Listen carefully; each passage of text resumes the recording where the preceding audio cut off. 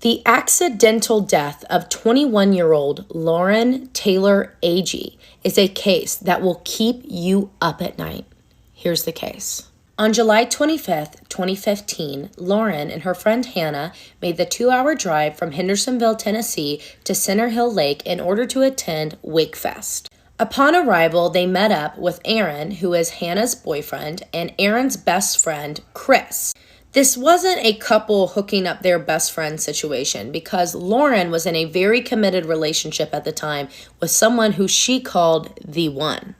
After spending the entire day on the water, the four hung out at the marina bar with all of the other spectators and just drank and had a good time until around 2 a.m. when they left on their canoes to go to their campsite. This campsite was located on top of a 90-foot cliff that you had to scale with a rope to get up to. Once getting settled at the campsite is when Lauren found out that Hannah and Aaron would be sleeping in a tent together, whereas Lauren was expected to sleep with Chris in a hammock, a guy that she had met for the first time that day. And this hammock was hanging on 2 trees over the 90-foot cliff. Uncomfortable about this, she saw one of her friends from high school and asked if she had any room in her cabin, but unfortunately she didn't. But on the morning of the 26th, when Hannah, Aaron, and Chris woke up, Lauren was nowhere to be found, which is when they noticed that she had left behind her shoes, phone, and wallet. Even still, they just thought maybe she went to go meet up with friends or had gone back to the bar for breakfast. Without her phone, wallet, or shoes?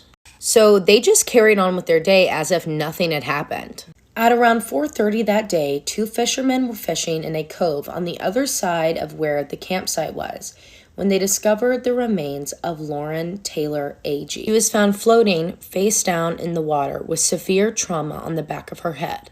The fishermen immediately contacted the marina owners and one of the officers that was working Wakefest, and they were the only ones that knew about the body's discovery. When out of nowhere, Aaron comes over on a canoe saying, "I think that's my friend," the friend that they never reported missing or worried about all day long. Despite the security guard being out of his jurisdiction, he still made mental notes about her discovery. And there were a lot of things that didn't line up with an accidental fall from the cliff.